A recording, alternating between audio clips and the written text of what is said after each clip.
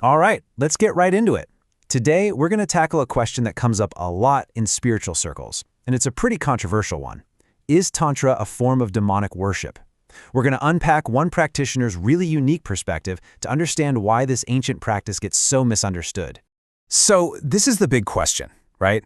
You see some of the unsettling imagery, you hear about these really intense historical rituals, and honestly, it's easy to jump to conclusions. But according to the viewpoint we're exploring today, to really find the answer, we've got to look way beyond the surface. So, where does all this suspicion even come from?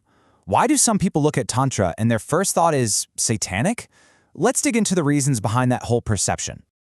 Okay, the reasons for suspicion are, visually pretty powerful. First, you have these deities, or devis, these powerful goddesses who are shown as incredibly fierce, often holding weapons and looking, well, frightening. Then, there's the actual documented history of animal sacrifice, and even some traditions with past ties to human sacrifice. And then you pile on the fact that during the British occupation of India, the practice was just straight up labeled as satanic. You can see how all those points together paint a pretty convincing and kind of intimidating picture. But this simple analogy really challenges that first impression. The idea is, just because something has the outward appearance of being one thing, in this case demonic, doesn't mean that's what it actually is. It's like, if it looks like a spoon, works like a spoon, it must be a spoon, right? Well, maybe not. Judging a super complex spiritual system just by its most shocking parts can be a really flawed way to go about it. So, to truly get to the bottom of whether Tantra is satanic, this perspective argues that we first need a map. We have to understand the specific spiritual framework, the sort of model of reality that Tantra actually operates in. And at the very heart of this framework is a really simple but powerful idea. The universe is basically made up of three distinct realms. You've got the lower worlds, the middle worlds, which, hey, that's where we are, and the higher worlds. This three-tiered structure, it is the absolute key to understanding everything else. Now here's the crucial point. These aren't just some abstract places floating out there. In this view, a person's consciousness can actually travel between them. Through practices like meditation, you can either direct your awareness down into the lower worlds, or you can raise it up into the higher ones.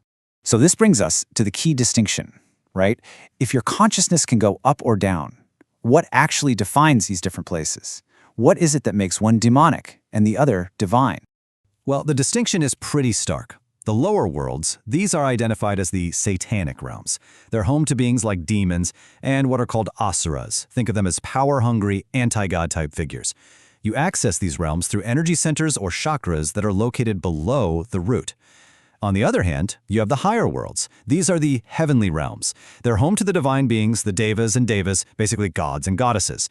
And you get there by raising your consciousness through the chakras above the root. This is why practices aimed at the lower worlds get tied to things like curses, while those aimed higher are all about spiritual growth. But here's a really fascinating point. This perspective makes it clear that the entities in the lower worlds aren't just, mindless forces of evil. They're actually described as intelligent beings. They have their own communities, their own politics, and they have a ton of power. They're considered dangerous, sure, but not because they're just evil, but because they're powerful and play by a totally different set of rules. Okay, so now that we have this map of the worlds, we can finally place Tantra on it. Where does this practice actually fit? Is it designed to lead consciousness down, or is its whole purpose to lead it up? And this brings us right to the core of the whole argument. From this perspective, Tantra is fundamentally a system of ascent. Its entire purpose is to guide your consciousness upwards, moving through the body's main energy centers to connect with those higher worlds we talked about. You can almost picture it like a ladder. You see, specific tantric deities, known as the Mahavidyas, or the great wisdom goddesses, are actually mapped to the chakras in a clear, upward path. The journey starts at the root chakra with Kamalatmaka. Then it moves up to the sacral with Matangi, the solar plexus with Baglamukhi, and so on and so on. You're climbing a ladder of consciousness, step by step, right through your body's higher energy system.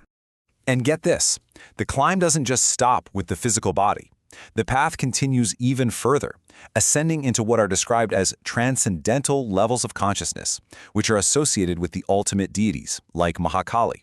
The entire direction is, without a doubt, upward. So after laying out this entire spiritual framework, the three worlds, the path of consciousness, and exactly where Tantra fits within it, we finally get to the verdict. The conclusion, then, is simple and direct. Because Tantra is a system designed for ascending consciousness to the higher worlds, it cannot, by this very definition, be satanic. That's a term for practices aimed at the lower worlds. To put it in the practitioner's own words, Tantra is a practice of a higher worldly order. That one quote just perfectly sums up the entire argument. Its spiritual focus, its mechanics, and its ultimate goal all place it firmly in the divine camp, not the demonic one. And that leaves us with a final, really big question to think about. If a practice can't be judged just by its scary-looking images or its controversial past, then what are the right criteria? We've explored one model here, one based on the direction of consciousness, which really makes you wonder, what truly defines the nature of any spiritual path?